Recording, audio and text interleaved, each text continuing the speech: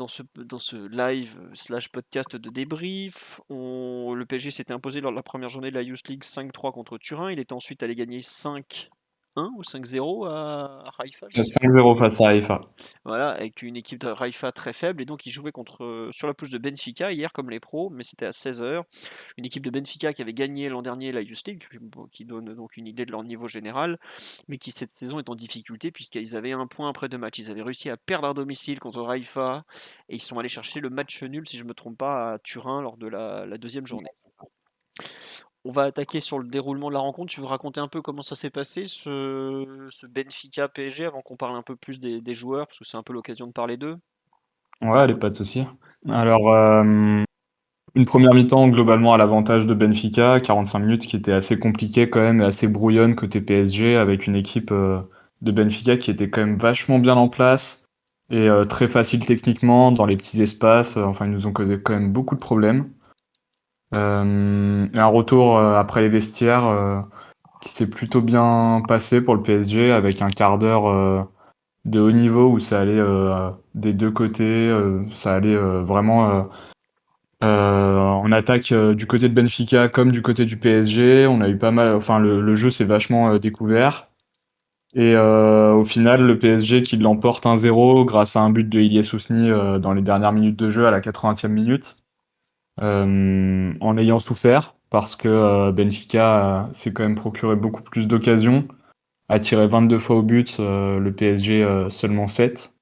Ah oui, tant que ça. Mais Benfica a cadré seulement 4 fois, comme le PSG en fait, et a manqué cruellement de réalisme. Il y a eu des arrêts déterminants quand même du côté du PSG de la part de Louis Mouquet, et je pense que globalement, bah, c'est une bonne prestation du PSG d'aller s'imposer C'est un bon à résultat en tout cas. Benfica. Ouais, c'est un bon résultat parce que aller s'imposer à l'extérieur face aux tenants du titre, même s'ils ont perdu pas mal de joueurs, dont le fameux Antonio Silva qui était hier du côté des pros et qui a posé quand même pas mal de tort à Mbappé, Ouais. Messi et Neymar. Mais il y avait quand même des joueurs qui faisaient partie du noyau de la saison dernière, comme Diego Moreira, et Qui fait pas un très bon match d'ailleurs. ouais, qui fait pas un très bon match, mais qui est quand même assez remuant sur le côté. Et voilà. Je pense que c'était quand même une très bonne opération comptable d'aller s'imposer à Benfica. Tu les enterres, ils sont à un point, donc c'est presque mort pour eux la qualification, malgré que ça reste ouvert. Il reste 3 matchs, mais avec un point sur 9, c'est vraiment pas terrible. Ils peuvent viser Et la deuxième place avec un peu de bol. ouais, alors que le PSG a un pied et demi euh, en qualif Ouais. à l'élimination Alors, directe avec 9 points. voilà, je vais expliquer pour ceux qui savent pas. En fait, la Youth League, c'est pas comme les pros. Le premier de la poule est qualifié directement pour les huitièmes et le second joue un tour de barrage face aux équipes issues de la Voie des Champions. Donc, par exemple, en U19, c'est Nantes, si je me trompe pas, parce que hier, je crois qu'ils jouent en Arménie. Donc, le PSG jouerait un des champions nationaux U19 de l'an passé. C'est un peu compliqué, mais au bout d'un moment, on s'y retrouve. Pour compléter sur le déroulement du match, je trouve qu'effectivement le PSG a vraiment pas fait une bonne première mi-temps. Honnêtement, Ouais. on est catastrophique techniquement, hein, énormément d'erreurs, de relances, de tout. La défense qui se retrouve sursollicitée, un peu comme le match des pros au final. Je sais pas si vous voyez le début de match où l'équipe première n'arrive pas à s'en sortir. Bah, c'est un peu ça la première mi-temps du PSG. Mais contrairement aux pros, Benfica a pas beaucoup d'occasions en première mi-temps. Je crois que Moquet fait pas un arrêt par exemple en première période. Il y a beaucoup plus d'occasions en seconde mi-temps. Globalement, tous ces joueurs en seconde mi-temps. Le PSG a bien rééquilibré collectivement après la pause. Pourtant, aucun changement. Je pense que Zoumana a dû leur dire arrêtez de jouer comme des crétins en mode faites des talonnades et tout. Arrêtez, jouez simple. Soyez plus haut sur le terrain, jouez simple parce que tu vois que c'est un peu la même équipe et pourtant ça n'a rien à voir dans le rendu collectif. Où Benfica a eu énormément d'occasions, c'est sur la fin de rencontre. Dans les arrêts de jeu, on leur donne des occasions, on fait n'importe quoi à la relance. Je pense que les pauvres gamins étaient complètement cuits physiquement. Moi, j'ai vu des joueurs vraiment fatigués, de beaucoup de pertes de lucidité. Le PSG jouait quand même sans deux joueurs très importants qu'on n'a pas cités, c'est Bichiabu en défense centrale, même si là, on en va en parler de la défense centrale qui a fait un très bon match, mais ça reste un joueur important. Et Zahir Emery au milieu de terrain qui a pour le coup énormément manqué. On a vu quand le PSG avait du mal à tenir le ballon, à sortir, c'est un joueur où forcément bah, il est très à l'aise. Donc ça s'est un peu vu, quoi. On nous dit sur live agréablement surpris par la victoire des Titi. Nous aussi, et c'est pas un hold-up, mais je pense qu'un match nul aurait peut-être mieux représenté le match. Je sais pas ce que t'en penses, Lucas. Ouais, je pense complètement parce que, notamment en fin de match, après l'ouverture du score, les 10 dernières minutes sont vachement difficiles. Il y a beaucoup d'occasions, notamment dans le temps additionnel, où on se prend une vague d'offensive de la part de Benfica. Et globalement, c'est une équipe qui a quand même manqué de réalisme, surtout face à un PSG qui a été efficace et qui a converti à peu près la seule grosse occasion, même si Ousni s'en était procuré une aussi en première mi-temps. Mm. Mais on a su convertir une des rares occasions du match. C'est- Il y a eu que 7 tirs, 4 cadrés, c'est pas grand-chose. On a Et quand même, il y a quand même une énorme occasion pour Ousni en début de seconde période, là, le ciseau qui claque, qui est oui, le incroyable. ciseau. Ouais, Euh, exact. il y a pas un poteau aussi à un moment? J'ai un doute. On touche pas le montant? Ah non, non, je confonds avec le match des pros avec Neymar, parce que c'est à peu près aux mêmes minutes, vers la 50e, excusez-moi, j'ai un peu enchaîné hier les rencontres. Ah, une question très simple mais très importante. Comment avez-vous vu le match? Alors, il y avait de la diffusion sur PSG TV Premium. Avant tous les matchs de Youth League, on vous fait une présentation avec un peu le contexte, la compo, donc les absents, les présents, les adaptations de Zoumana, et les diffusions, comment regarder le match. Bon, on va pas vous mentir, regarder la Youth League, c'est être aux frontières de la légalité, hein. Quand on a joué à Haïfa, on n'était pas sur des trucs très très légaux, mais c'est comme ça. Il n'y a pas forcément le choix. Mais en revanche, PSG TV Premium et le rematch retour sera diffusé sur beIN. Mais en tout cas, avant toutes les rencontres, on vous fait une présentation très complète justement parce qu'on sait que c'est très sympa à suivre comme compétition, mais c'est pas toujours facile. D'où cet article qui tombe en général 1 heure et demie avant le coup d'envoi quand la compo arrive. Voilà. Et les D'ailleurs, le matchs, match retour qui sera aussi diffusé sur la plateforme de l'UEFA TV, qui oui. retransmet les rencontres gratuitement et franchement, c'est de bonne qualité, donc Mm. pas Non, mal. c'est très bien. Tu as raison, effectivement, streaming légal qui existe. Vous êtes au travail, petite fenêtre sur le côté, hop, caché derrière un tableur Excel, vous êtes bien. On nous dit pendant le premier acte, l'équipe était en retard sur absolument tout. Ils ont fait appel à d'autres ressources pour résister et ensuite marquer ce but libérateur. Ah, c'est totalement ça. Il y a une résistance un peu mentale et je pense qu'on va assez vite basculer sur les perfs individuels parce que ça reste, on va pas non plus il n'y a pas 1000 trucs à dire, mais oui, il y a eu une vraie résilience. Et ensuite, la seconde mi-temps est beaucoup plus équilibrée. On n'est pas loin de faire la différence. Sur la durée, je pense que les absents côté parisien se sont fait sentir parce que le Zoumana a dû faire rentrer des joueurs très jeunes. De mémoire, c'est qui rentre en jeu côté parisien. Chikambour rentre dès la mi-temps. Diawara rentre à l'heure de jeu pour Bagbema. D'ailleurs, j'ai pas compris. Bagbema, il était blessé, Lucas, ou pas? Non, non, je crois pas, mais c'est un changement. Peut-être parce que Bagbema avait quand même quelques soucis, des difficultés à ressortir de la pression au milieu, notamment en première mi-temps. Après, je sais pas si ça se prolonge sur le quart d'heure qui suit, mais je pense que bah, il joue beaucoup, donc Mm. Moi, honnêtement, le changement m'a surpris, hein. Vu la rencontre, je m'attendais plus à voir Carry, comme on dit sur live, comme quoi il était peut-être, il est pas tout à fait à la hauteur pour l'instant. Bon, on va en reparler. Je te propose, on va passer un peu en revue toute l'équipe, parce que comme d'habitude, Papus avait aligné le 3-4-3 qui est un peu calé sur celui de l'équipe première. Je vais vous donner la compo rapidement, et puis après, on va faire un peu ligne par ligne. Donc, dans les buts, c'était Louis Mouquet, qui est le titulaire en Youth League, puisque je crois Lavalée n'a pas joué le moindre match cette saison, si je me trompe pas, en Youth League. Il me semble qu'il a le statut, mais il il est joue plus pas. éligible, il est 2003. Il est 2003. Ah oui, il était Joker l'an dernier. Oui, tu as raison, tu as raison. Ouais, Je le voyais plus jeune que ça, parce qu'il est novembre 2003, si je me trompe pas, Lucas Lavallee. c'est ça. Ensuite, en défense centrale, donc pas de Bichebu, donc c'était Fernandez Veliz qu'on a vu avec les pros cet été qui jouait axe gauche. Dans l'axe, c'était Younous Elanache, qui est le jeune que je vous ai mis en photo d'illustration là. Et un grand merci au PSG pour les photos d'illustration. Cœur sur vous, les amis, parce que j'en ai pas beaucoup, voire pas du tout cette saison. Et ensuite, axe droit, c'était Hugo Lamy qu'on avait vu contre la Juve en piston droit, qui est qui est plutôt au départ un latéral de défense à 4 et qui alterne entre les deux rôles en ce moment. Sur le côté gauche, donc piston gauche, c'était Vimoj Muntu Wamungu, qu'on avait déjà vu l'an dernier en Ligue des Champions, en Youth League. À droite, c'était le jeune Zagué, si je ne me trompe pas, Yoram Zagué, voilà. Et dans l'axe, c'était donc le duo Ayman Kari, que lui vous connaissez, qui a déjà signé pro, avec, comment il s'appelle, Bagbema, dont le prénom m'échappe et que Zoumana. Zoumana Bagbema, voilà. Ensuite, devant, on avait le trio habituel, Noah Lemina, qui est un puncher ailier, qui était donc ailier droit, qui est le petit frère de Mario Lemina, qu'on a vu excellent au Parc des Princes avec Nice il y a 10 jours maintenant. 6 jours, pardon. Et à gauche, Ismaël Garbi dans un rôle de faux ailier, joueur qui va rentrer intérieur. En pointe, c'était Ilyas Ousni qui est le buteur du match et que je vous avais mis tout à l'heure en illustration pour lancer live parce que c'est quand même son but qui vaut très très cher. Il fait un bel enchaînement sur le but d'ailleurs. Bon, je te propose de commencer dans les buts. Louis Mouquet, qui a donc encore une fois été titulaire, qui pour l'anecdote, et même si son nom ne l'indique pas, est donc international portugais chez les jeunes. Il Ouais, est et U19, c'est d'ailleurs, ça? scruté de près, par les commentateurs, de la chaîne, portugaise qui retransmettait le match, Eleven, Mm. qui, voilà, on avait fait un petit sujet, d'actualité du coup en analysant sa performance de plus près et il a été plutôt bon dans les cages. Ouais, ouais, oh, il fait notamment, juste après le retourné de Ousni, là, qui est à la 50-55e, il fait notamment un arrêt à ras de terre qui est assez impressionnant. Ouais. Belle détente. Après, en fin de rencontre, il y a des moments où il est un peu plus hésitant, mais c'est normal. C'est des situations très dures à gérer. Il y avait beaucoup de monde. Benfica envoyait des centres où il y avait quelque chose comme 8 joueurs entre le point de pénalty et la ligne de but, pour vous donner une idée. Donc facile, 8-10 joueurs, même plutôt 5 Parisiens qui défendaient, 4-5 attaquants adverses. Bon, globalement, il s'en est bien sorti. Merci à Amdaré pour le sub et à Lazy Snake 21 qui cumule. Bravo à toi, ainsi. Voilà. En défense, je pense on va en parler d'eux parce qu'ils ont vraiment, vraiment fait un bon match. Tu veux commencer par lequel des trois? Bah, peut-être qu'on va de droite à gauche avec, Allez. Hugo Lloris du coup. Oui, donc Hugo Lamy, comme je Heu, disais, qui était piston droit sur le premier match et qui aujourd'hui est central droit puisque Bichebu est pas là et que donc Fernandez Vallis fait la bascule et passe côté gauche. Oui, donc Hugo Lamy, je te laisse en parler un peu.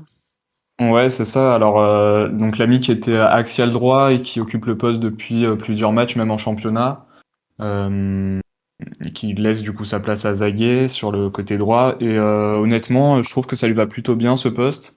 Ouais, je suis bien Il d'accord. a il a des qualités de défenseur, importantes, même, qui prennent le dessus peut-être, sur, sur ses qualités offensives. Parce que de base, c'est plus un joueur de défense à 4 et qui est, très solide, dans les il aime le contact, il aime les duels et pour moi bah, on nous dit dans le chat, Lamine est clairement pas un piston. Moi, je suis complètement d'accord. Je trouve que c'est pas un joueur de système, à jouer plus haut en piston Ouais. comme ça. Donc je trouve que ça lui va très bien ce poste d'axial droit dans une défense à 3. Et il l'a montré de nouveau, il jouait au poste d'axial droit face au Maccabi Haïfa, il avait déjà fait un bon match. Le PSG n'encaisse aucun but, même si Haïfa était beaucoup moins solide et offensivement que Benfica.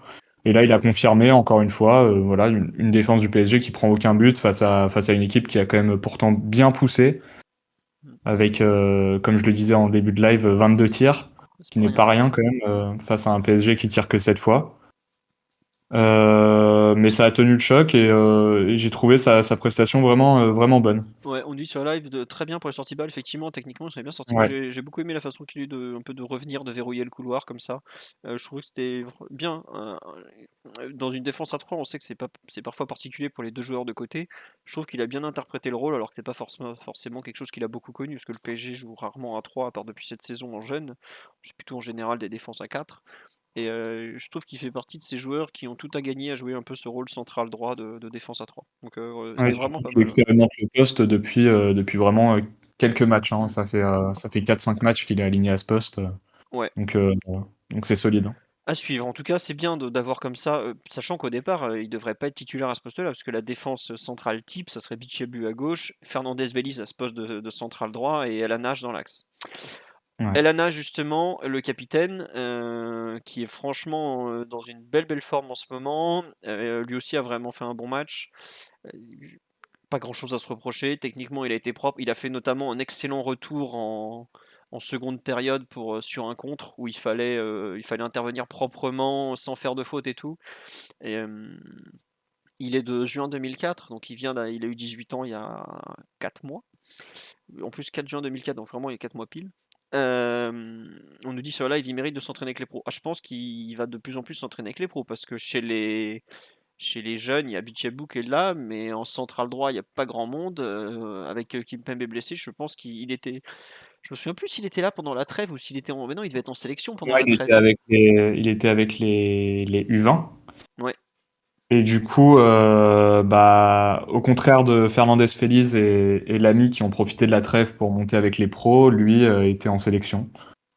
Donc voilà. ouais. Tu rejoins, le fait qu'il a fait vraiment un très bon match ou il y a des choses où tu as Je été un peu moins trouve convaincu? qu'il a fait, non, c'était solide et puis surtout en fin de rencontre, il fait des interventions vraiment très très précieuses. Notamment une, je sais pas si tu l'as en tête, mais où il tacle et il se fait mal. Oui, Euh, mais elle était vraiment très très importante celle-ci. Et non, c'est des gestes de bons défenseurs, hein. ouais. Donc il fait un très bon début de saison et ça se confirme face à un adversaire, sans doute le meilleur adversaire qu'on a affronté depuis ce début de Youth League.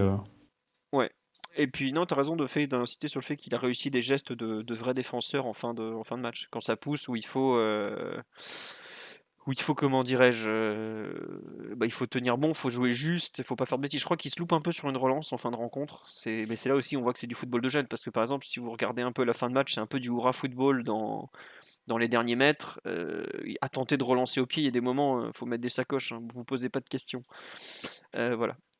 L'autre, oui, Comme tu disais justement, c'est la physionomie du match apporte aussi un vrai test au PSG qui avait verrouillé les rencontres précédentes assez rapidement. ouais.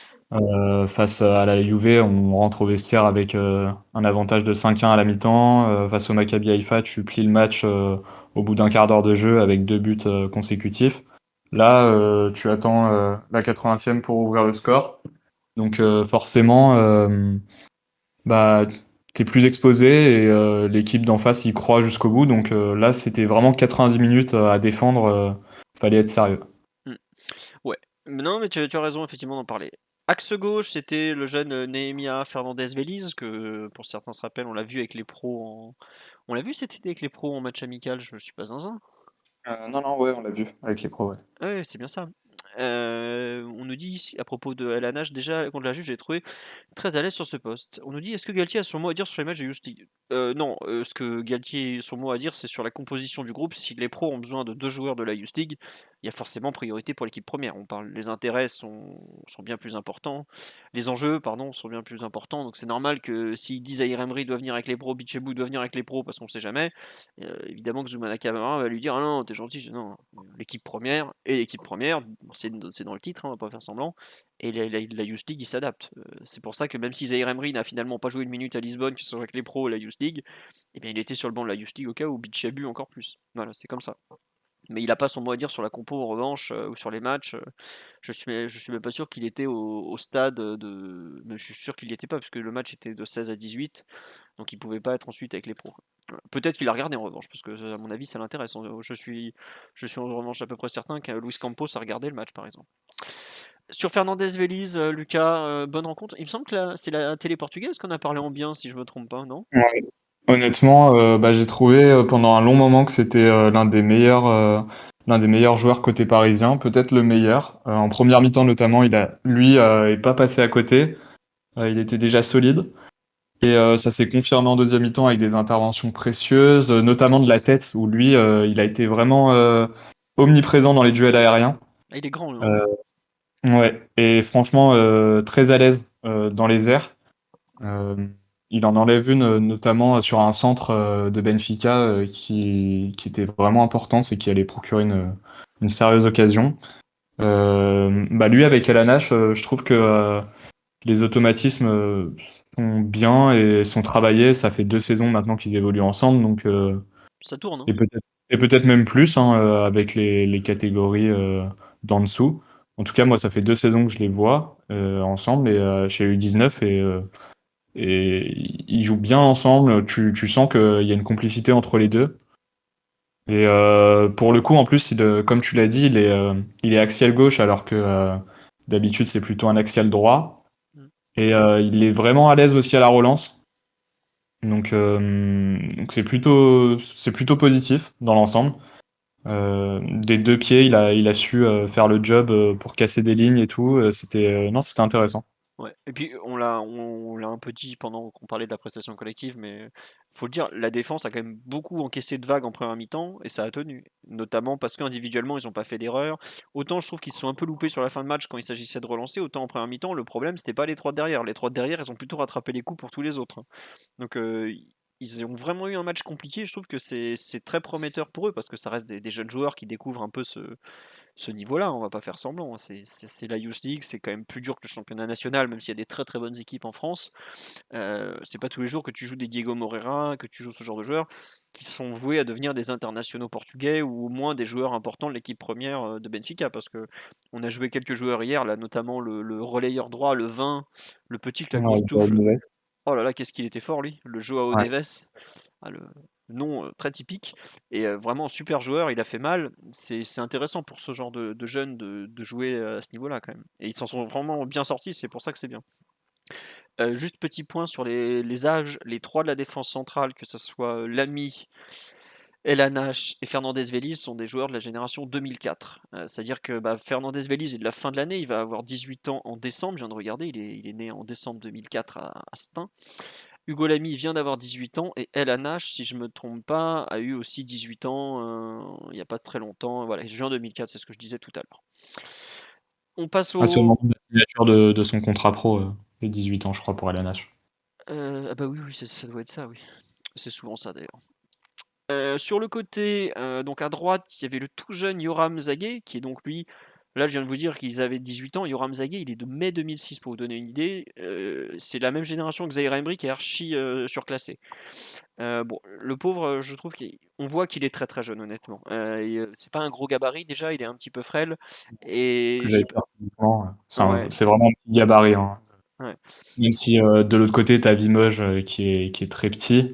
Lui aussi, tu sens que il manque un petit peu d'épaisseur physiquement et ça se voit qu'il a fait le bon chez les U19, peut-être de récemment. manière un tout petit peu prématurée, parce que pour jouer en Youth League en étant un 2006, il y en a très peu dans la compétition. Il y a même quelques 2007, Ouais, mais les 2006 se font quand même rares dans l'ensemble. Chez les autres équipes, c'est plutôt des 2004 et des 2005. Et là, bah, pour le coup, pour être un 2006 qui joue bah, sur la scène européenne, je trouve qu'il faut quand même avoir un petit niveau. Et bon, tu sens qu'il a pas expérimenté les U19 même en championnat. ouais. Ça manque un peu d'expérience. En fait, c'est pas du tout méchant contre lui, hein. On le redit, vraiment, on parle de tout jeune joueur et prenez des pincettes, même des fois quand vous en parlez.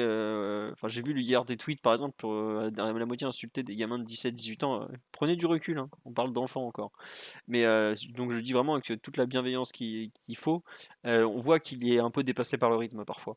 Il y a des moments où Benfica allait le presser à 2 ou 3, on voit qu'il n'a pas forcément l'habitude de ce genre de situation. Alors il va apprendre, c'est normal, ça fait partie de sa formation, de tout ça. Mais c'est là où on se rend compte de l'intensité, du niveau aussi requis pour participer à ce genre de compétition. Et il a de vraies qualités, on le voit déborder régulièrement. Comme on dit sur le live, il est très rapide, mais il rate souvent la dernière passe ou les centres. C'est peut-être aussi parce que quand il faut faire la dernière passe ou le centre qui va bien, et encore il a réussi un ou deux bons centres. Je crois que c'est lui qui centre quand Ousni fait son retourné impressionnant, Ouais, par exemple. c'est lui qui centre et il est notamment à l'origine de la sortie de balle pour le but Voilà. de Ilias Ousni et c'est un sacré geste, mine de rien, parce que la passe qu'il fait, elle élimine, je crois, toute la ligne du milieu de Benfica. Mm. Et c'est lui qui lance l'offensive. Donc, non, pour sa gouverne, ça reste l'un des très gros potentiels de la génération 2006 du PSG. De toute façon, c'est pas pour rien Qu'il est là, quoi, qu'il monte déjà. avec les U19, hein, donc c'est quand même non, c'est un bon joueur, c'est un international U17 français. Et, et non, il a des qualités. Après, voilà, je pense que c'est bien pour lui et son développement qu'il puisse jouer déjà à cet étage-là, très jeune. Bah, c'est super. Là, il saute des étapes. On va pas faire semblant. Tu sautes des étapes, tu joues, tu fais des erreurs, mais t'apprends aussi très vite, quoi. Donc bon. Voilà, on va pas non plus s'étendre 1000 ans sur son match. Il y a du bon et du moins bon, mais c'est vrai que par exemple, quand le PSG n'arrivait pas forcément à ressortir le ballon en première mi-temps depuis l'arrière, on a vu que le pauvre Yoram était un peu sous l'eau, et je le redis, c'est normal à cet âge-là, ça fait partie de sa formation, et puis les équipes en face ont le droit d'être bonnes aussi. Et pour le coup, Benfica malgré leurs difficultés, je trouve, à mettre en bonne position leur avant-centre, est une très bonne équipe au milieu du terrain en tout cas. On passe à gauche où c'était le Vimoge, Muntu Amungu qui était donc titulaire, parce que c'est le titulaire du poste depuis maintenant plus d'un an. C'est à peu près l'an dernier à cette époque-là qu'il a commencé à prendre le poste en Youth League. Bon, il a fait un match. J'avoue que je saurais pas trop caractériser sa rencontre. J'ai l'impression qu'on l'a pratiquement pas vu. Je sais pas ce que t'en penses, toi. Bah, Zoumana Camara aime bien lui demander de serrer avec l'axial gauche, notamment dans le travail défensif. Il a essayé de contenir un peu le couloir, mais il avait quand même un client. Diego Moreira a quand même balayé toute la ligne offensive. Il était souvent à droite, à gauche, à droite, à gauche. Donc c'est Lamy et Fernandez Félix qui s'en sont occupés, et plutôt bien. Mais Muntu Vamungu a fait un bon travail, je pense, défensif. Après, on a plus l'avantage, lui, de le voir offensivement. Et honnêtement, on l'a pas trop vu. Le jeu a basculé un peu à droite, je trouve. Ouais, je suis d'accord avec Toutes les, toi. toutes les On a beaucoup offensives joué. sont venues de la droite avec notamment des centres de Zaguet. Non, on n'a pas beaucoup vu le côté gauche. Même Garbi est assez. Beaucoup rentré dans l'axe en fait. Donc on a un peu, Ouais, c'est vrai qu'on a un peu négligé ce côté gauche, alors que contre la Juve notamment, on l'avait très très bien exploité. Et je pense que l'absence de Zaïre Emery, qui est un joueur qui aura tendance à peut-être jouer côté gauche avec l'intérieur de son pied droit, c'est un peu fait ressentir. Bakbema, si je me trompe pas, et il est droitier ou il est gaucher? J'ai l'impression on et n'a pas du droitier. tout. Il est droitier, j'ai l'impression il utilise, il ouvre plutôt le jeu côté droit, là où Zaïre Emery a une vision peut-être plus globale, pardon. Peut-être pour ça qu'on n'a pas beaucoup vu Vimoge, mais bon, en tout cas. Et puis je trouve que Garbi avait un peu du mal à s'intégrer au jeu en première mi-temps et ça n'a pas aidé du tout notre jeune piston gauche. Donc au final, un match où bon, il n'a pas fait d'erreur, c'est déjà pas mal à ce niveau-là, mais il n'a pas non plus spécialement pu en tout cas, se mettre en avant. Tu veux rajouter un truc ou on passe aux deux milieux axiaux? On peut passer au milieu. Ouais. Ouais, alors les deux milieux axiaux, on va commencer par le plus jeune, Zoumana Bakbema, qui est donc le remplaçant numéro un au milieu de terrain. Il est titulaire avec le 19 souvent parce que Zahir Emery est quand même très souvent avec l'équipe première. Donc Bakbema, c'est un joueur de la génération 2004, janvier 2004, mais c'est un joueur qui est pas du tout mûr. Il est grand, il est immense, il a des grandes jambes. Vous pouvez pas le louper sur le terrain, je vous assure. Mais il est pas du tout mûr physiquement, ça se voit par moment. Il a été sorti dès l'heure de jeu, comme je disais tout à l'heure. J'avoue que j'ai pas trop compris pourquoi il avait. J'ai l'impression qu'il est un peu pris pour le désordre général. Toi, tu me disais que tu l'avais trouvé peut-être un peu en difficulté. Alors, je vous avouerai que le début, vers l'heure de jeu, tout ça, c'est le moment où j'avais des trucs à faire, donc j'ai regardé d'un œil un peu moins attentif le match. Là, globalement, c'est un joueur qui a des qualités athlétiques, qui couvre une grande surface du terrain, qui court beaucoup. Mais quand il s'agit de relancer face à un pressing intense, c'est un peu compliqué. Donc peut-être que Zoumana Camara a voulu faire un changement là-dessus avec un joueur Kari qui est plutôt bon à la relance, honnêtement. Et peut-être qu'il a voulu faire entrer Diawara justement pour rajouter un peu de qualité technique au milieu plus qu'athlétique. Euh, En tout cas, bon, une heure de jeu qui a pas été spécialement positive comme négative, elle a été plutôt neutre, je trouve. Ouais, je Euh, suis d'accord avec toi. On l'a pas forcément beaucoup. En fait, je trouve que aussi, et c'est valable pour lui comme pour Carey, quand Benfica nous pressait et défendait en avançant en première mi-temps, ils ont eu du mal vraiment à se retrouver, à se mettre dans le sens du jeu. On voit que c'est des situations qu'ils n'ont pas forcément l'habitude de croiser en championnat en fait. Parce qu'aucune équipe vient presser le PSG dans les 18 mètres en championnat pratiquement. C'est trop dur parce qu'il y a trop de qualité technique et les joueurs n'ont pas la caisse athlétique pour le faire. Là, Benfica a la possibilité de le faire parce qu'il y a beaucoup de joueurs enfin, quelques joueurs qui évoluent même des fois en D2 portugaise, donc ils ont vraiment du rythme, c'est physiquement plus mûr, quoi. Et en plus, Bagbema est un joueur qui n'est pas encore très très mûr athlétiquement, qui est vraiment un joueur à maturité tardive. Et il y en a plein, des comme lui, hein, faut pas leur jeter la pierre, mais je pense que c'est un joueur qui est en plein développement. Et un match comme hier, il se retrouve un peu confronté à ses limites du moment. Alors, moi, c'est un joueur que je le trouve est en pleine progression et en train de devenir vraiment intéressant. Mais hier, c'était pas forcément le meilleur moment de sa saison en tout cas.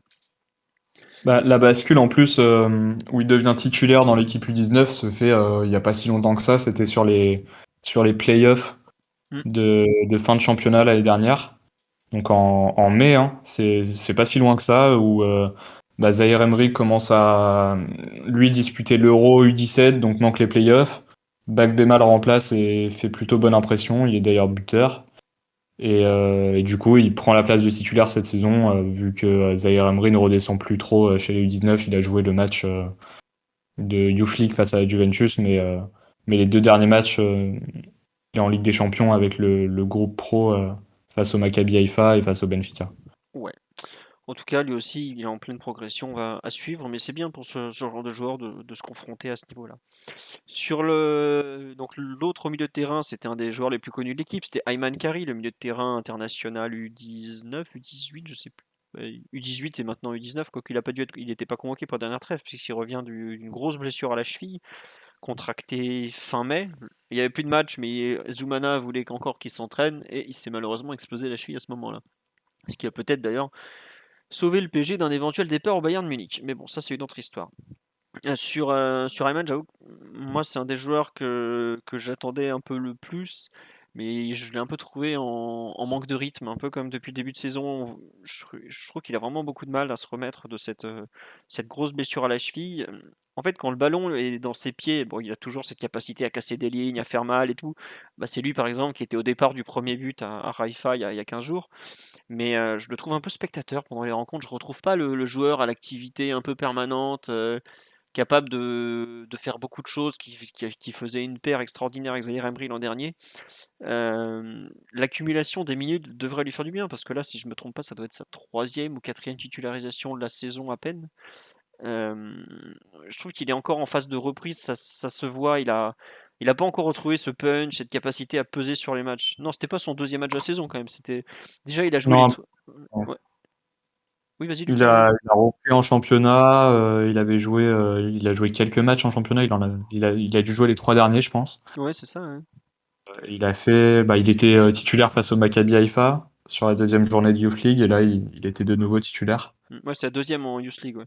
Mais il a dû Ouais. faire deux matchs de Youth League et trois de championnat à tout casser. On Mhm. voit que bon, et je trouve qu'il a vraiment besoin de reprendre du rythme. Après, je sais pas si c'est pas la première fois qu'il joue 90 minutes cette saison.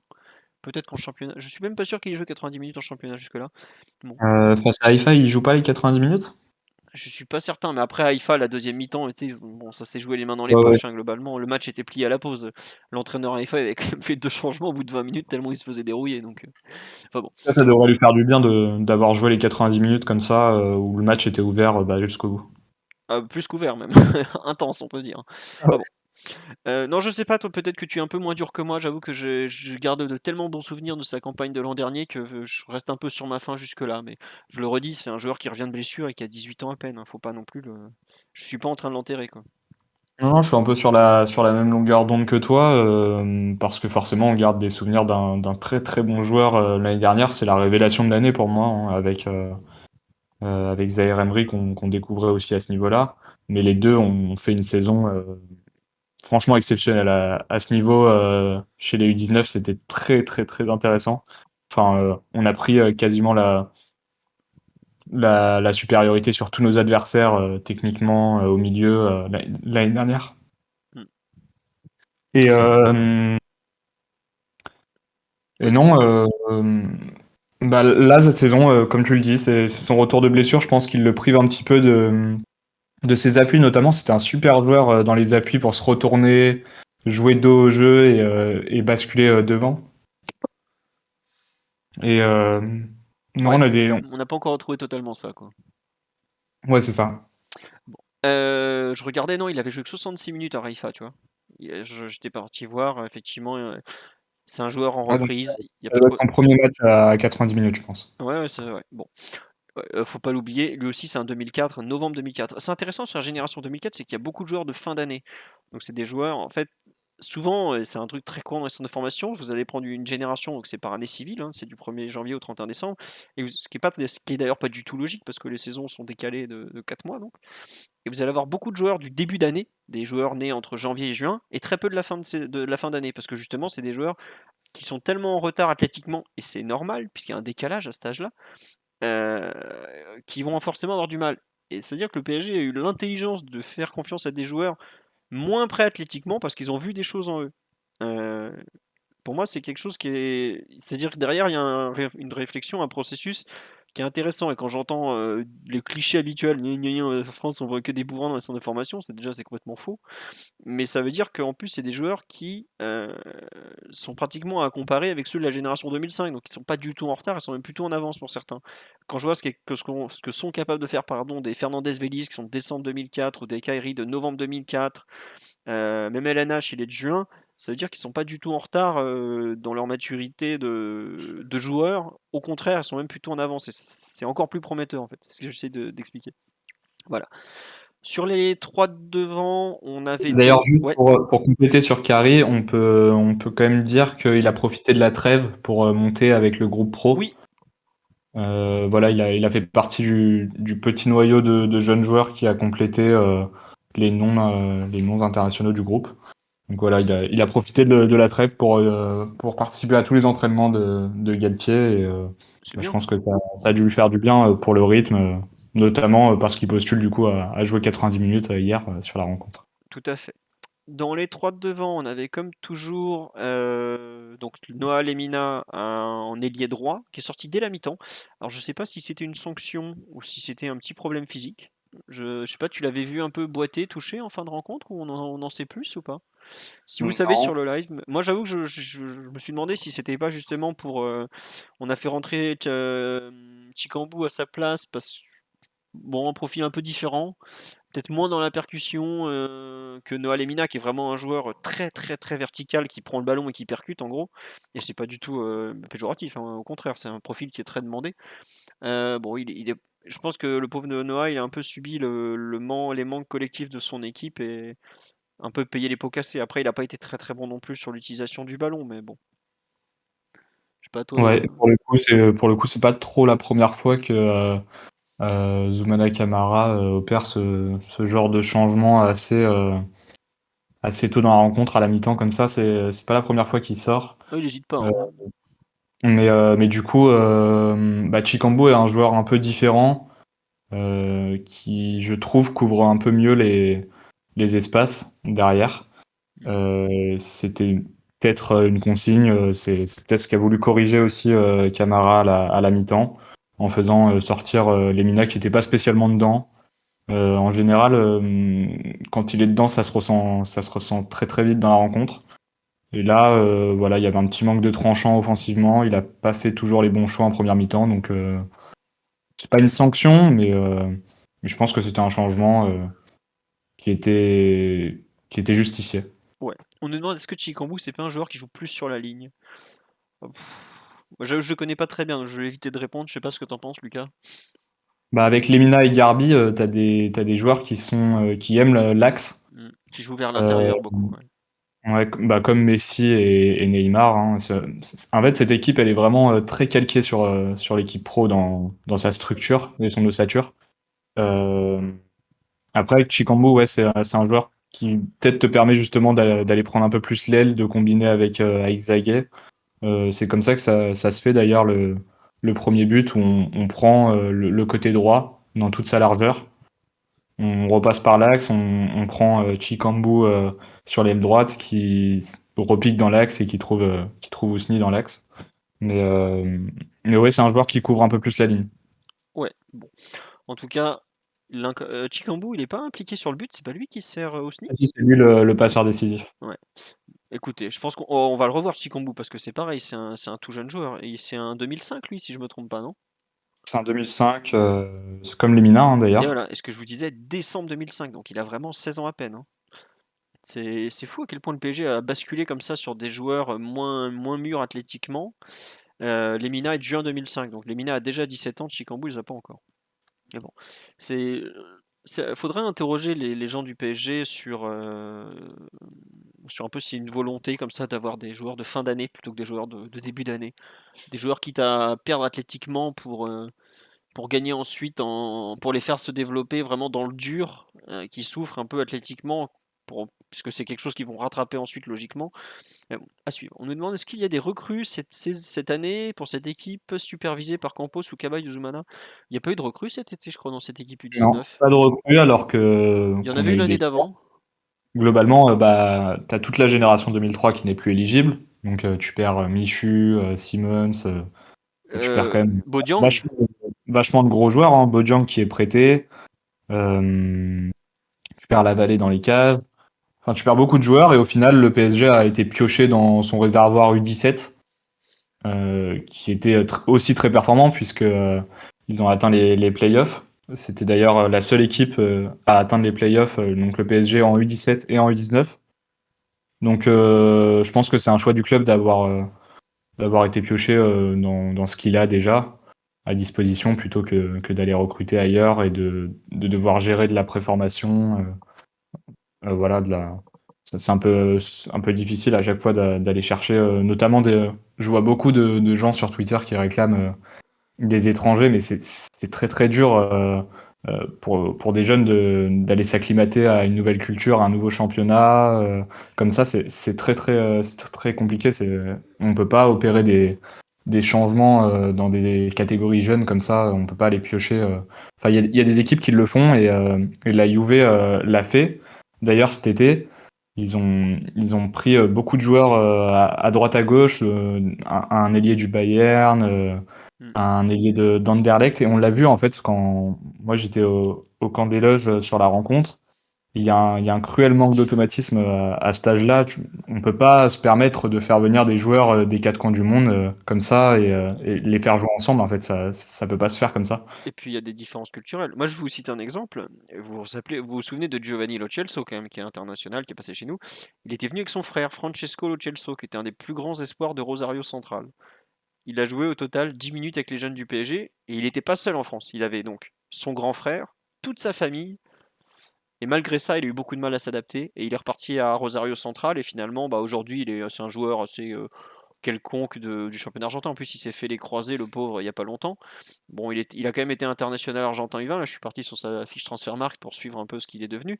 Mais c'est très très compliqué pour un tout jeune joueur de s'adapter. C'est-à-dire qu'ils arrivent, donc ils parlent pas français, à part si c'est des Africains francophones ou des Suisses ou des Belges, mais il y en a très très peu, on va dire. La plupart, si vous voulez, ceux qui rêvent de la pépite sud-américaine, le pauvre il arrive, il parle pas un mot de français, hein, voilà.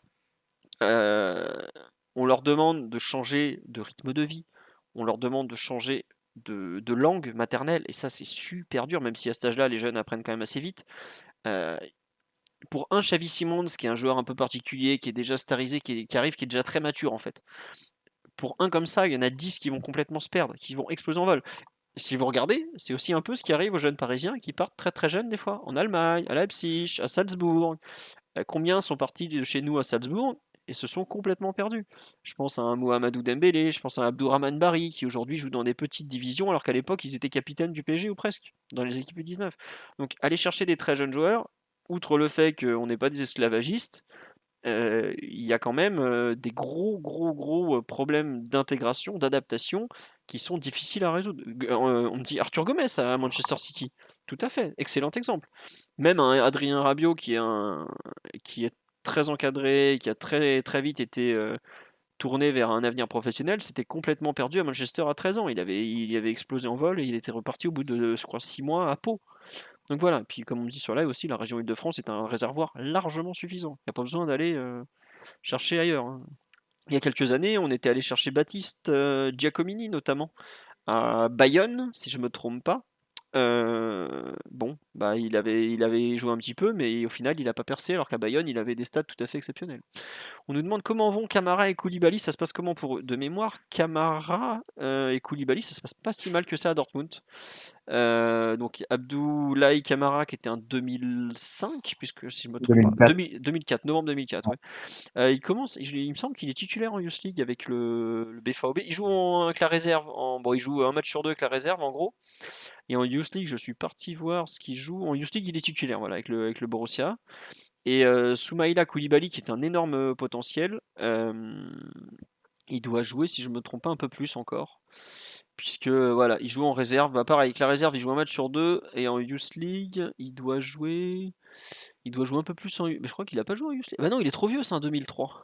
Donc il doit plus jouer. Il joue avec l'équipe réserve, voilà, en troisième division. Et il joue une fois Ah bah, sur deux. d'ailleurs, Quoi? on nous dit dans le live, Manissa et Montero sont vite repartis et j'allais en parler justement. Exactement. C'est bah, récemment, ces dernières années, on a fait des joueurs donc comme Manissa et Montero qui ont été des flops. enfin, d'ailleurs, Lenny Manissa est un peu, l'énigme Ah, du immense énigme de la saison passée. ouais, ouais. Et mais par contre, on a fait d'autres joueurs aussi qui se sont très bien adaptés, JD Gassama qui a été, pris à Brest Mmh. et Sékou Sané qui lui est parti au Qatar, mais Dijon. qui était à Dijon et les 2 ont été, bah, le duo le plus prolifique de la saison avec, chacun une vingtaine de buts. Donc voilà, il y a des joueurs qui se sont très bien acclimatés, comme il y a des joueurs qui ont été, voilà, des flops. Ouais, c'est ça. Des nouvelles de Berned. Oh, je crois que le pauvre Antoine, qui était un de mes coups de cœur du centre de formation, est malheureusement empêtré dans ses problèmes de blessure. Et je pense qu'à son âge, il ferait mieux de quitter Salzbourg où il ne compte pas trop sur lui, le pauvre, malheureusement. Mais bon, cœur sur toi, Antoine. Reviens si tu veux. Là, je sais même pas s'il est blessé. En tout cas, il joue plus beaucoup à Salzbourg. Il faut qu'il parte, le pauvre. On reprend notre petit tour, on finit. Il y a deux joueurs qu'on n'a pas encore évoqués. Ça fait pratiquement 1 heure qu'on est en live déjà. Ça passe vite, on passe de bons moments. À partir de quelle catégorie d'âge les jeunes peuvent percevoir un salaire? Oh, je sais pas, U7, U8? Donc globalement, ça fait partie des trucs où je pourrais pas vous dire ce que disent les règlements et ce que dit, entre guillemets, le milieu, on va dire. Voilà. Non, c'est compliqué parce que globalement, ils sont tous plus ou moins payés. Voilà. Axe gauche de l'attaque, enfin faux et ailier gauche plutôt axe gauche, c'était Ismaël Garbi qui fait pour moi un match vraiment en 2 temps. Je trouvais sa première mi-temps complètement un contre-temps. À vouloir peut-être qu'il fallait plus poser le ballon, le tenir plutôt que de vouloir être dans la verticalité la plus totale comme il l'a été. Lemina a été sorti à la pause, moi ça m'aurait pas choqué que ça soit Garbi qui soit sorti aussi parce que je trouve que sa première mi-temps il y a pas il lit mal le match en fait, tout simplement. La deuxième mi-temps est très bonne en revanche. Et on a retrouvé le joueur qui est en train de devenir dominant, le joueur vraiment agréable techniquement, fin, qui sent bien le jeu, qui sent bien les coups. Mais c'est là qu'on voit qu'il manque encore un petit peu de maturité. Et c'est normal, je le redis, on parle de joueurs très jeunes. Donc c'est bien, je trouve, d'avoir su corriger en cours de route. Mais c'est vrai que si tu attendais peut-être plus d'un joueur un peu leader comme ça. Je sais pas ce que tu en as pensé, Lucas, tu es peut-être moins dur que moi, mais c'est vrai que ce genre Bah, je pense ouais, qu'il vas-y. s'est bien fait ceinturer, en fait, en première mi-temps. Enfin, c'était souvent, Benfica défendait souvent, en 2 contre 1 face, sur lui. Hem, C'était assez compliqué en première mi-temps, même, de toute façon, vis-à-vis de l'équipe, hein, collectivement, la première mi-temps est beaucoup moins bonne et même enfin, nos circuits à la relance sont presque inexistants. On essaye de balancer des ballons devant et demander à Garbi d'aller chercher des ballons, aérien ou même dans la profondeur comme ça. C'est pas un joueur de profondeur, Pas du c'est tout. un chef c'est un chef d'orchestre, un peu un meneur de jeu technique qui aime l'axe. Mais on n'a pas ce profil. Enfin, Lemina est plus ce profil d'ailier qui peut aller apporter de la vitesse et jouer la profondeur. C'est pas compliqué. Lemina est Garbi, clairement, je te coupe, excuse-moi. Lemina est un joueur de rupture, Garbi ne l'est pas du tout, quoi. Voilà. voilà, On peut c'est ça. résumer ça comme ça. Donc je pense que voilà, c'était pas une première mi-temps qui lui correspondait dans son style de jeu. Et en fait, la reprise du PSG lui va beaucoup mieux. On se met à construire, à relancer, à poser le ballon au sol. Et là, on peut le trouver entre les lignes. Et lui, c'est ce qu'il aime, c'est être retrouvé, combiné dans les petits espaces, avoir un joueur. Enfin, Chikambu lui a fait du bien aussi avec son entrée. Voilà, ça s'est mis à. On a retrouvé la complicité technique qu'il peut avoir aussi avec Ousni. Globalement, sa deuxième mi-temps est bien meilleure et va beaucoup mieux aux qualités du joueur en fait. Ouais. Ouais, à partir du moment où le PSG arrive à sortir le ballon et lui amener jusqu'à peu près le milieu de terrain, ensuite il fait parler sa vision du jeu, sa qualité technique, sa capacité à impliquer les autres joueurs, et là il devient beaucoup plus intéressant. Mais c'est vrai que globalement, le PSG en première mi-temps jouait pratiquement le contre, quoi. La transition très rapide, ça collait pas trop, quoi. Autant Lemina peut exister dans ce genre de rencontre, autant Garbi, il y a des fois, comme tu dis, il était bien pris, il tentait de percuter, mais il perdait la balle. Il joue un peu à l'envers, un peu comme toute l'équipe d'ailleurs. À partir du moment où le PSG est redevenu l'équipe de possession, l'équipe qui joue avec le ballon, qui fait courir, qui alterne gauche, droite, axe, de la verticalité, mais des fois du retour en arrière, des décalages, tout ça, là c'est redevenu un joueur vraiment intéressant qui peut s'appuyer sur ses qualités propres. Après, c'est toujours intéressant de le voir justement dans la difficulté, voir comment il est capable de reprendre le fil de sa rencontre ou pas. Mais bon, clairement c'est un match où tu vois je suis pas sûr qu'il y soit beaucoup amusé en première mi-temps, par exemple. En seconde, probablement beaucoup plus, mais je suis pas sûr qu'il ait beaucoup pris son pied en première période, en tout cas. Tu veux rajouter quelque chose ou on passe à Ousni, le buteur Eliès? Non, tout simplement juste, à la première mi-temps, il y a beaucoup de joueurs qui sont à l'aise techniquement, dans cette équipe qui ont été timides un peu à la relance, on a senti que, en fait, on était un peu flippé avec le ballon, et je pense que ça s'est repris avec la pause et puis, il y a dû avoir une bonne causerie, enfin, en tout cas, l'équipe a repris confiance. Mais même voilà, à l'image de Garbi, il y a d'autres joueurs qui ont eu des lacunes techniques, qui sont inhabituelles, heu, même en défense, enfin voilà, le PSG a vraiment, manqué, sa première mi-temps techniquement et voilà, je pense que on peut rajouter ça un peu à l'analyse, du match de Garbi, voilà, qui est passé à côté de sa première période et qui s'est bien rattrapé en seconde. Bah écoute, ça sera la conclusion sur Ismaël. Dernier joueur dont on va parler, Ilyes Ousni, l'avancante, qui est donc l'auteur du seul but du match. C'est son combienième en Eustic? C'est 5e ou 6e déjà, non? Il chiffre C'est le c'est le 4e. 4e, bah tu vois, j'étais encore plus gentil avec lui. Euh, En revanche, il a 9 buts en championnat. Ah oui. Mais en même temps, quand on met 6 d'un coup, ça aide, hein. Ouais, Ouais, c'est ça. effectivement. 3 matchs de Youth 4 buts de passes décisives, c'est pas mal. 55% des buts sur lesquels il est impliqué, ça chiffre hein, quand même. Ouais. Bon, un match plus compliqué que d'habitude pour lui. La première mi-temps notamment, il a tenté d'apporter la profondeur, mais il s'est souvent fait prendre au piège de hors-jeu. Je crois qu'il est hors-jeu 3 ou 4 fois sur la rencontre au total, hein. Alors 3 ou 4 fois, mais vraiment, à un cheveu près, hein. Il y en a certains que moi je sifflerais même pas. Enfin, il y en a 2 notamment qui sont, vraiment mais, très, très, très limitants. Ah, tu trouves? Moi, je trouve au contraire qu'à Ouais. chaque fois, il était un peu trop en avance justement, que les hors-jeux étaient assez bon.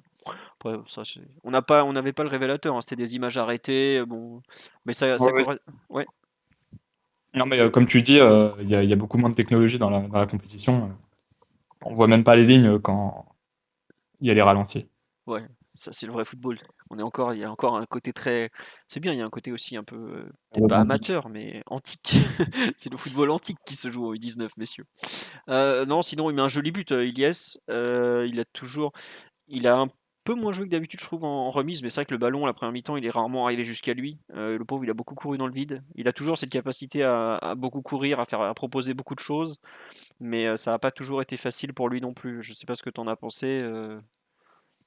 Après pour le coup, c'était intéressant, comme match. Pour un attaquant de pas avoir beaucoup de ballons, c'est toujours un vrai test.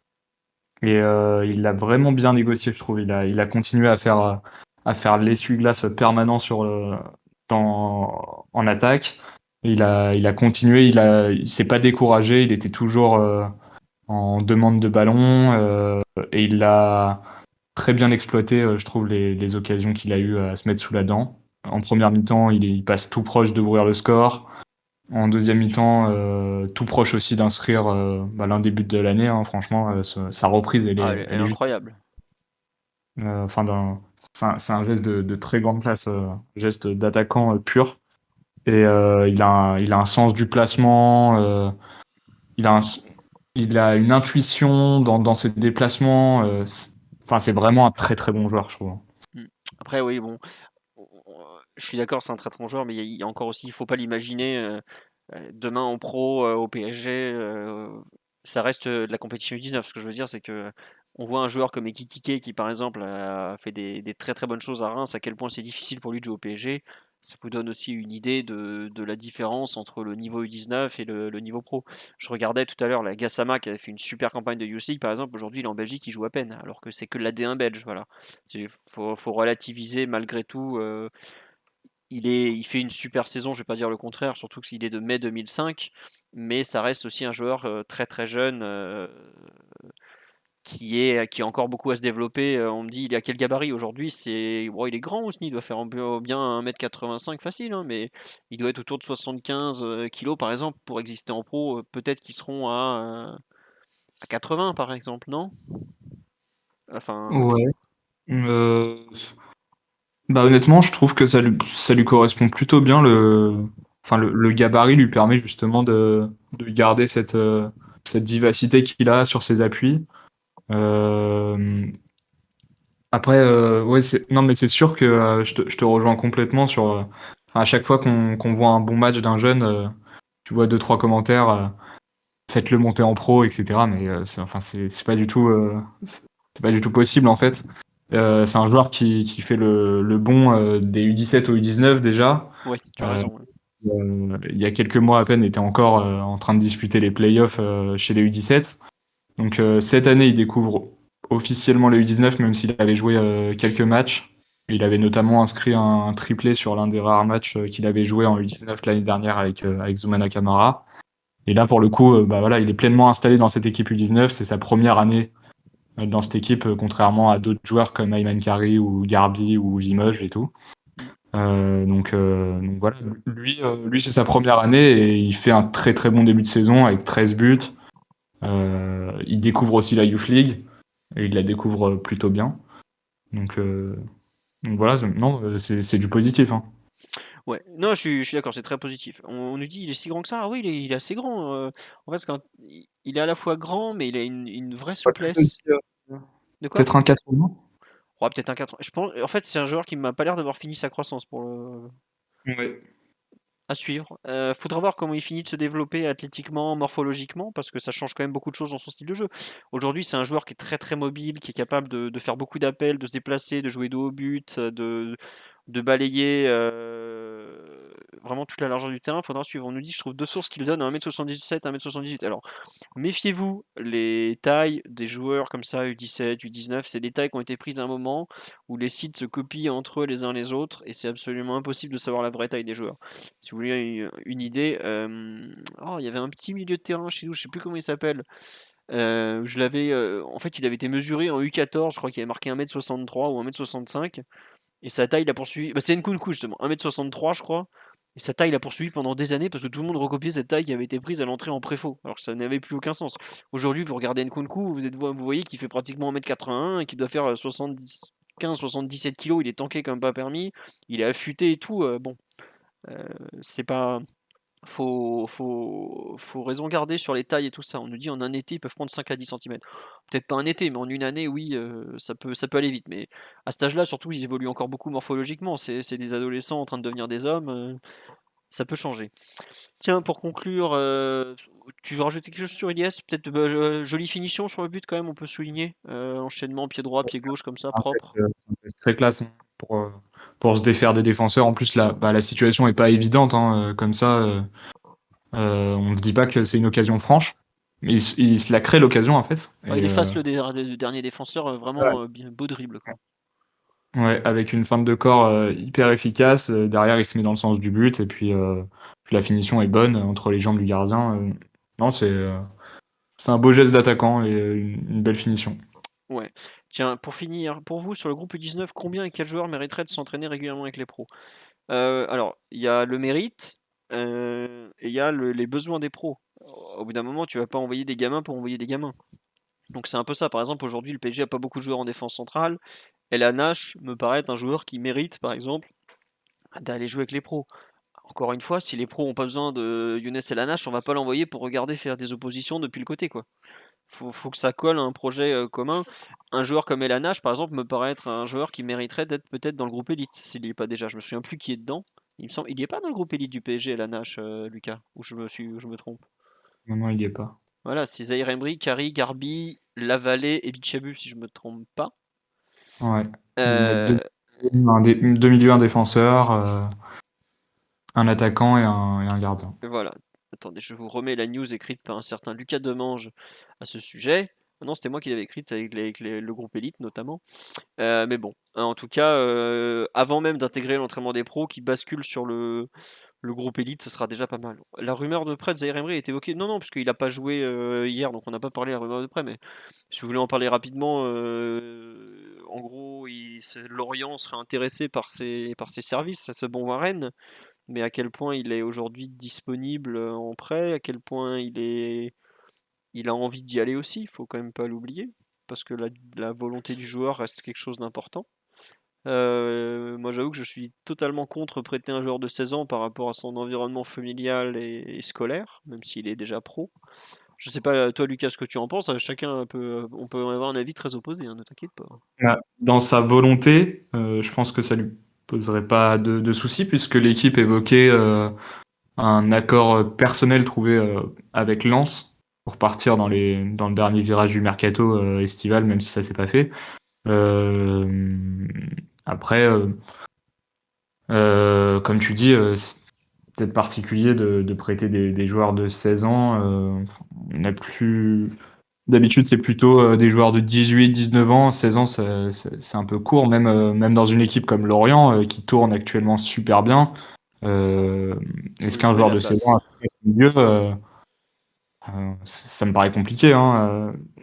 La paire, le double pivot avec lequel euh, Lorient joue, enfin, c'est du solide, hein, pour aller bousculer Enzo Lefebvre et tout. C'est très compliqué, hein. Ouais. Faudra suivre et tout. Moi, j'avoue que pour vous donner une idée en fait de ce que ça représente un joueur de 16 ans, c'est que Rabiot, quand il est prêté, par exemple, qui était un joueur très très très précoce, est prêté avec 1 an de plus quand il part à Toulouse. Et on sait à quel point ça a été un peu compliqué. Et il a ses 18 ans pendant qu'il est en prêt à Toulouse. Bon. Là, Zaïre Emery, il a encore 1 an de moins. Il a jamais quitté la région parisienne, contrairement à Rabiot qui avait visité l'Angleterre, le sud de la France et tout ça. Bon, à voir. On me dit qu'un prêt de Carry à Lorient pourrait lui faire du bien, mais aujourd'hui, Carry, il a à peine le niveau U19 Youth League, comme on l'a dit en cours d'émission, parce qu'il revient de blessure. Il n'a pas vraiment le niveau pour aller jouer à Lorient. Il va y aller, il va jouer en U19 à Lorient. Autant qu'il reste jouer en U19 au PSG, ça sera pareil, hein. Mais même au contraire, ça sert à rien de l'éloigner de sa famille et tout ça pour des choses. Et Lorient est troisième du championnat, donc c'est pas la peine. On a le temps de jeu de Zaïre Emery sur ce début de saison. Bah, en pro, il a joué un petit peu, il fait tous les entraînements avec les pros et Warren, il a joué un match en Youth League où il a été monstrueux contre la Juve et il a dû faire quelques matchs aussi en U19 si je me trompe pas. Il a dû faire un ou deux matchs en U19 peut-être. Mais en fait, il est Il a le problème. commencé la saison sur les tout débuts, il joue avec les U19, puis il reste progressivement avec l'équipe première jusqu'à ne plus redescendre en fait. Voilà. Et, et en fait, il a pas mal joué aussi avec la sélection. Ouais, c'est ça. Voilà. Donc faut pas. Notamment, la trêve internationale était vachement intense pour les jeunes. Il y a eu 3 matchs, hein, une succession de 3 matchs hyper dense le calendrier, hein, alors que les internationaux, les A, ont joué 2 matchs. Voilà. On nous demande si Naguera joue avec la réserve de Lorient. Alors là, j'avoue que je n'ai pas du tout suivi. Je sais pas, Lucas, toi si tu as suivi, mais bon, de mon côté, je suis incapable de répondre. Donc je vais pas faire semblant. Voilà. Tu sais s'il joue ou pas Je sais pas. Bon, écoutez, on va conclure là-dessus. On nous dit le plus bénéfique entre s'entraîner avec les pros et qu'un temps de jeu faible. Ça dépend de la maturité du joueur, ça dépend d'énormément de choses, ça dépend à quel point il est intégré aux séances. Euh, Il n'y a pas de réponse absolue, sinon tous les clubs le feraient. Euh, Moi, je sais que j'ai tendance à privilégier le temps de jeu à un niveau moindre, envoyer des joueurs des fois se frotter au niveau Ligue 2, ou même au niveau national, hein. Il y a d'excellents joueurs qui sont partis faire des prêts en national, par exemple. Il n'y a pas de honte à aller jouer en national. Au contraire, c'est ultra formateur, mais il faut être capable de se mettre en difficulté, il faut être capable de beaucoup de choses. Il y a des joueurs qui vont pas forcément avoir besoin de ça. Un Kimpembe, par exemple, il a jamais eu besoin d'aller jouer en Ligue 2 ou en National. Aujourd'hui, il est titulaire au PSG, il est en équipe de France et tout ça. Et au contraire, il y a des joueurs qui auraient dû à un moment quitter le PSG plus tôt pour aller se frotter à ce niveau-là. Ça dépend des plans de développement du club, ça dépend du club qui va être trouvé, ça dépend de l'entraîneur du club qui va être trouvé, est-ce qu'il voit des choses qui lui plaisent en lui. Franchement, il n'y a pas de vérité absolue. Donc ça dépend vraiment de chaque joueur. Mais c'est là où le PSG doit être bon, où un mec comme Lucas Catani doit trouver des bonnes portes de sortie pour ces jeunes, quoi, tout simplement. Est-ce qu'il y aura un Et replay? Oui, vas-y Lucas. pour parler de la nationale, il y a la case nationale aussi pour le PSG, hein, qui peut envoyer des joueurs avec la N3, avec l'association. Euh, L'association du PSG qui joue La section au amateur, pour niveau, ceux qui suivent pas.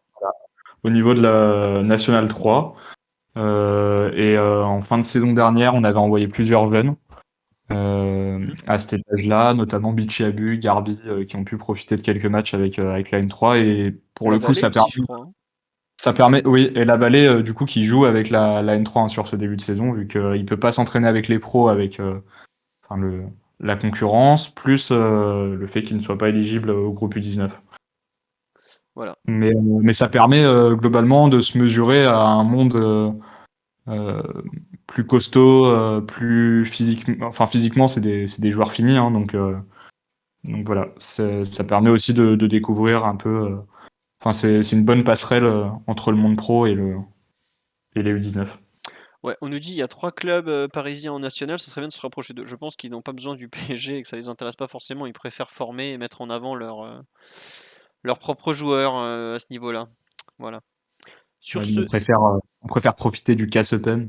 voilà. Aujourd'hui, le PSG prête beaucoup de joueurs effectivement à Eupen. On nous dit, est-ce que la N3 est bloquée? Elle peut monter. Elle peut monter jusqu'en N2 et ensuite elle sera bloquée. Ah, Bikuta, visiblement aussi avec l'équipe B parisienne. Là, je regardais la dernière feuille de match chez les jeunes. On a effectivement Dan Patrice Bikuta qui a joué et on a Lucas Lavallée qui est dans les buts, qui a pris la place du légendaire Johnny dans les buts qu'on salue s'il nous écoute, même si j'en doute. Et en tout cas, pour ceux qui ont l'habitude de la section amateur, ça fait partie des grandes figures de cet autre PSG. Allez, on a fait le tour. Ça a duré plus d'une heure alors qu'on avait dit qu'on ferait une demi-heure à peine. C'est un peu comme le podcast finalement. On va vous le mettre en dispo, vous inquiétez pas, sur YouTube, sur Spotify, toutes les plateformes de réécoute. Comme ça, vous pourrez l'écouter en différé. Est-ce qu'on refera un live sur le débrief du PSG Benfica de la semaine prochaine? Eh bien, écoutez, pourquoi pas? On va suivre. En tout cas, on vous dit à très vite. Ce soir, pour ceux qui ne savent pas, il y a le podcast de débrief de l'équipe première et ça sera à 22 h pour ceux qui demandent. Pour l'instant, on est trois, je vais en trouver un quatrième, vous inquiétez pas. J'ai déjà lancé des invitations, je pars à la pêche à l'intervenant.